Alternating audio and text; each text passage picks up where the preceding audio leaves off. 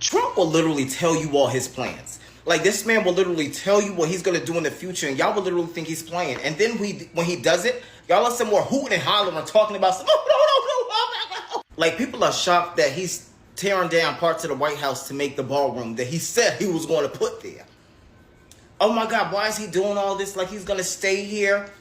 Oh, bring the ding, ding, the ding, the ding, ding. He said, if you vote for me, you will never have to vote again. It's just like, I don't know if y'all think they're speaking in parables or whatever the case is.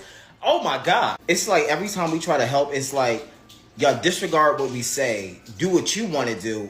Put us in a deeper hole and then ask us for, oh, please. If you all haven't noticed, we have our own problems. Even if Trump wasn't in office, black people would be getting killed every day and y'all would just be living your lives regularly. I mean, that is the case, right? I just hate that all of this was avoidable. Like, all of this. What did Maya Angelou say? When a person shows you who they are, believe them. Like, hello? Someone who voted for Trump, I'll say it, this isn't what we voted for. Trump went from God spared me to save America to Israel first and I'm probably going to hell. 10 months. That's all it took. Pam Bondi's out here talking about confiscating pew-pews, walked back on the Epstein files, and now pushing hate speech laws after Charlie Kirk's assassination. Same people who swore that hate speech doesn't exist. Fauci is still walking free. Undocumented deportations are down. AIPAC is literally bragging about owning our politicians. Nobody's been arrested for any of the Doge corruption or bribery cases, and still somehow a 40-hour work week still won't get you a 2-bedroom in any state. But we're the ones paying for another country's free healthcare and education. Now Trump's giving shout-outs to Miriam Adelson, a billionaire donor who couldn't even say whether she loves America or Israel more. They knew what they were doing. They put Trump in because they knew they could sell you control as less government, while expanding the same surveillance, the same foreign loyalty, the same censorship they used to blame the left for. This is not saving America. It's selling it. Trump's freaking out about the midterms. Listen to what he said at the Rose Garden lunch yesterday. All of these things, it all adds up that we should do fantastically well in the midterm. The only thing wrong with the midterms is that statistically, when you look, a president gets elected, and for some reason, and nobody, even the great John Thune, cannot explain to me, for some reason, even if he's a reasonably good president, and we've had success like nobody, but for some reason, you lose the midterms. I don't know why. I mean, the odds are tremendously against, like 92% or something. It doesn't make sense. If you have a great presidency, it only makes sense that you win the midterm. So there should be no reason for it. Somebody's going to explain there might be some dark, deep psychological reason where they want to vote the opposite way. I don't know what it is, but we have to win the midterms. Otherwise, Trump is terrified because he personally has a lot to lose when the Republicans lose the midterms next year. Not just politically, but legally and financially too. For him, it's about survival. When they lose, he loses his protection. Because right now with Republicans in power, they help block investigations. They help silence people. But when Democrats win or even anti-Trump Republicans take over, everything crashes in his world. There will be new investigations, there will be subpoenas, and then legal cases that he's been dodging will move forward. When he and his party has power, they delay things. When they lose power, he's exposed. And remember, his whole image is based on winning. So when Republicans lose, he looks weak. I promise you, you're going to hear more about the midterms coming out of his mouth because he doesn't want to lose his protection, his political power, his money, or better yet, maybe his freedom.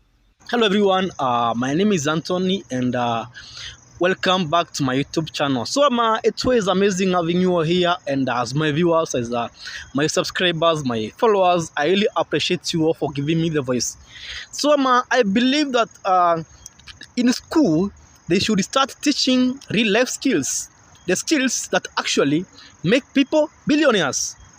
Name them: money laundering, stock buybacks, because the economic chaos being caused by the government is to make us hungry and angry to create chaos and declare martial law. Farmers and workers in Iowa who once believed Trump's America First message are now watching their livelihoods collapse under the exact same policies that were supposed to protect them. Since siding with Obama twice, Iowa has become a stronghold for Donald Trump, yet perhaps no state has struggled more with his economic policies. During the first quarter of 2025, Iowa's GDP dropped by 6.1%. That's more than any other state aside from neighboring Nebraska. Manufacturing, which drives 17% of Iowa's economic output, has been hit with higher production costs in part because of steep tariffs on imports like aluminum and steel. Meatpacking plants, which help make Iowa the nation's leading pork producer, rely heavily on foreign-born workers, hundreds of thousands of whom saw their legal status stripped away by the president. Trump's war on renewable energy also threatens the wind industry that produces more than half of Iowa's electricity. Kirk Leeds, who is the chief executive of the Iowa Soybean Association, said, "This is as challenging as I've seen it. We've got uncertainties beyond compare." Additionally, Trump's massive bailout of Argentina has upset many Iowans, since China moved immediately after it was announced to lock up Argentine soybean exports to fill the gap from Beijing's boycott of American soy. One of the farmers named Larry asked, "Who are you subsidizing, our competitors or us?" This is what happens when political slogans replace actual economic policy. America First was supposed to protect farmers and manufacturers, but the numbers don't lie. Iowa's economy is tanking.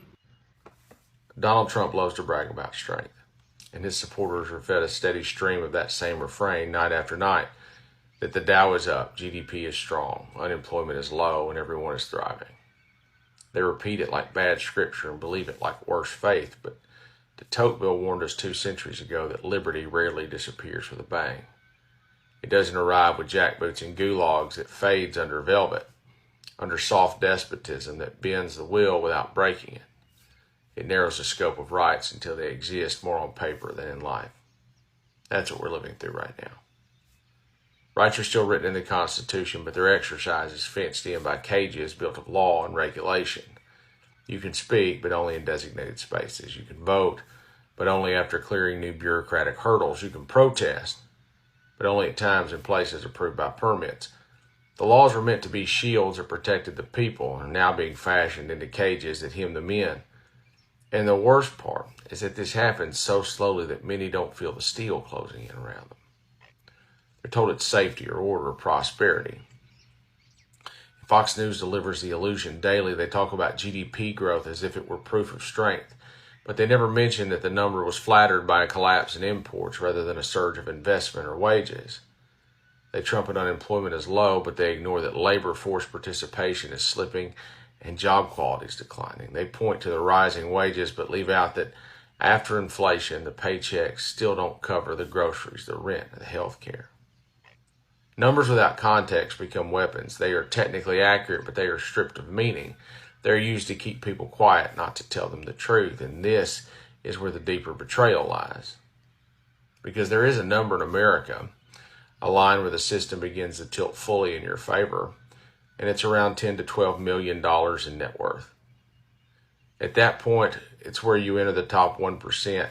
That is where the Republican benefits package truly kicks in. And at that level, you live off assets, not wages. You borrow against your portfolio and pay no taxes. You pass fortunes to your heirs untouched. You enjoy lower rates on your investment income than a teacher pays on her labor. Below that line, you may get scraps and a marginal tax cut here and there, but they're mostly talking points. No, the full weight of GOP economic policy is not built for you. It is built for them. So if you are below that threshold and cheering for these policies, you are not voting in your own interest. You are protecting the privileges of people who will never know your life, and they'll never fight your battles. That is what de Tocqueville called the slow suffocation of liberty. That citizens are not stripped of rights outright, that they are left with the illusion of rights while the practice is narrowed and the power is consolidated at the top. Debate is no longer for the good of the whole. It is merely theater for the few that benefit. Laws are not written to expand freedom. They are written to manage behavior. The people are told they are free because they can still vote, shop, and speak, but the institutions that once shielded them are being bent into cages to keep them docile. The economy itself is being hollowed out the exact same way. It doesn't come as one whole. It comes in pieces, in indices, and aggregates that hide more than they reveal. The GDP can rise while real wages fall. The stock market can soar while half the country owns less than 1% of it. Farm income can look stable while family farms are buried in debt. These are not lies. They are partial truths weaponized into propaganda. They are the talking points that keep the crowd cheering while the foundation beneath them crumbles. And the supporters that buy into this narrative aren't evil. They're just fed a diet of charts and slogans that never show the rot beneath it. They don't see the slow grind of soft despotism, the narrowing of rights that haven't yet reached their doorstep.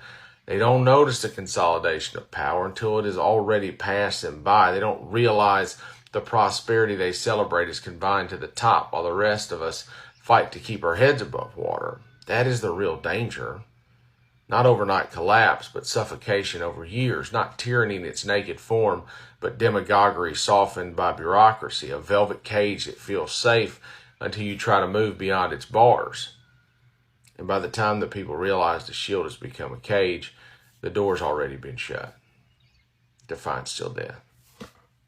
49 million fake TikTok accounts that were all supporting Trump just came out as fake. Basically, the military raided this little server plan, and as you can see, it's all of the different phones hooked up to a massive network on this computer, and it's basically just pouring out Trump propaganda. Now, is Trump behind this? We don't really know. Whirlpool just dismantled a sim farm for hire platform that powered 49 million fake accounts used for global fraud. 49 million in one room? That is insane. 49 million fake bot accounts. I told y'all, half the people we interact with on an online daily basis aren't even real. The rage bait, the witch hunts, the race wars unplugged. Dead internet theories alive and playing out IRL. This account's probably not even real. Britney, like, this doesn't even look real. Like, this account's probably not even real as well. It's crazy, guys. But anyways, what do y'all think about? The scary part is most people don't even realize how much their opinions are being shaped by those fake accounts. Yeah, and I wonder if they're ever going to be able to crack down on this. Probably not. I think it's just going to get worse and worse. Donald Trump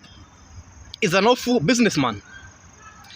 Trump ice water, Trump sticks, Trump shuttle, Trump vodka, Trump castle, Trump marina, Trump plaza, Trump's welfare, Trump Taj Mahal casino, Trump University, and the list goes on. And people will say, oh, that's the old risk of doing business. Is presidency shutting down the government, inciting wars, and being the downfall of the United States of America?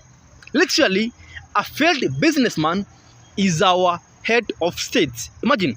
Donald Trump just set a brand new record in presidential futility, and he beat himself to do it. Now, as you know, the country is falling apart under Donald Trump. We have jobless claims on the rise. People can't find work, and prices are going through the roof. All the while, Donald Trump's approval rating is dropping to a level we've never seen before as he is setting a new standard. Take a listen. So Donald Trump isn't just beating himself with record lows. This is the lowest for any president ever at this point in either a presidency or for a second term. Yeah, Donald Trump beat himself, and this is a record for both a first term and a second term, or at any point in a presidency. That's how bad Donald Trump is doing. But here's the problem. Donald Trump doesn't care. He doesn't care that the American people are struggling and they're turning on him, because he's going around the world and selling favors for people flattering him, for gifts. And that's all he cares about right now. If he goes to another country and he sells the presidency for a couple compliments, he'll be happy while you struggle. You know how I know there is no God? Bad people win all the time. Donald Trump self-actualized as a human being.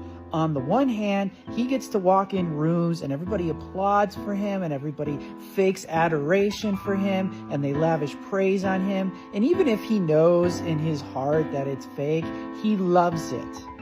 And then on the other hand, he gets to terrorize people every day because he gets a lot of joy out of doing that too, and ruining things and tearing things down and extracting life from things until they die.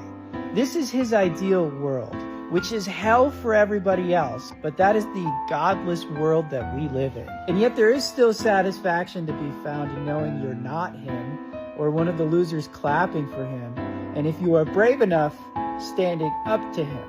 He said he wants to get to heaven. Get to heaven. And he said he's at the bottom of the totem pole not doing well and he wants to get to heaven, but then turned around and said he's a Christian and he wants to get to heaven. That should have already been taken care of, right? Ain't that what they teach? Is there something more that you're telling us that we don't know? Is it something that Jesus said? Like, you know, what you done unto the least of these, you done unto me. Depart from me, you work of iniquity. I never knew you. I don't know. Like that. I just get to heaven. Get to heaven. Wow. I know he was joking, and I don't know like the mindset here, but for a narcissist to say that and recognize the harm they've done, that is wow. Wow. What news did he get? This is the same man that said of Christians, like, can you believe they believe this ish? And now he wants to get to heaven. Wow. Wow. It reminds me of the Suicide Squad cartoon movie where Amanda Waller was trying to get the get out of hell free card. So you want to raise as much hell on earth as you can for other people while enriching yourself. And at the end, you're like, well, that was fun. Please take me in. Trump is giving $40 billion to Argentina. And isn't it crazy how the Republicans were complaining so much about Biden giving money to other countries, and how one of Trump's campaign promises was that he was not going to give money to other countries, and yet here we stand.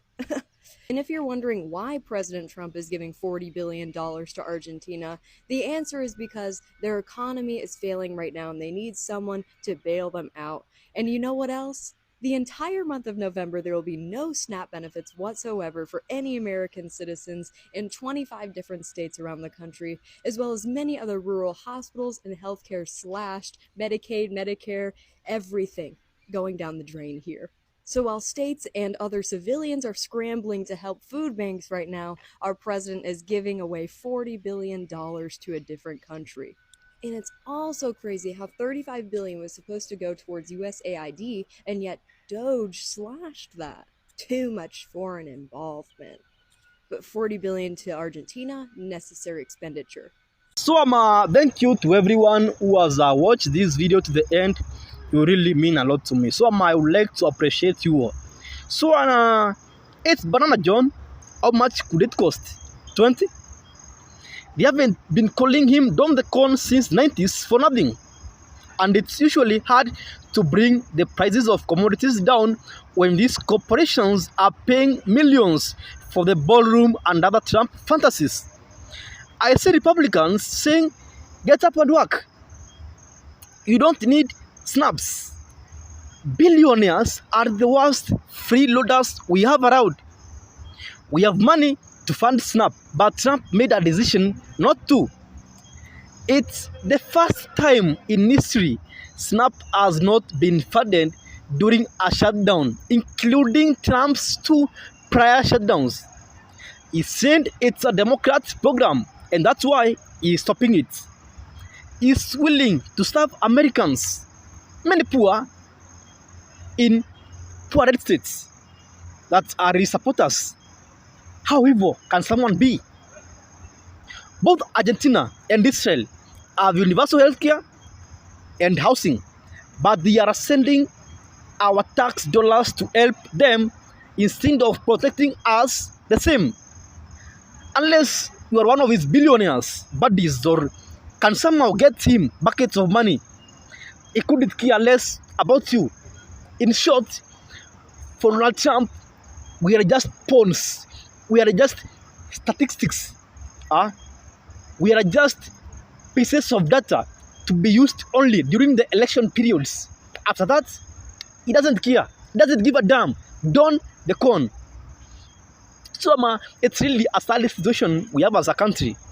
And I usually say the majority, the silent majority of the Democrats who didn't vote in the general elections are the ones to blame for this mess we are in. So as I usually say, stay alert, stay focused, stay blue, watch blue, vote blue, and until the next video, thank you for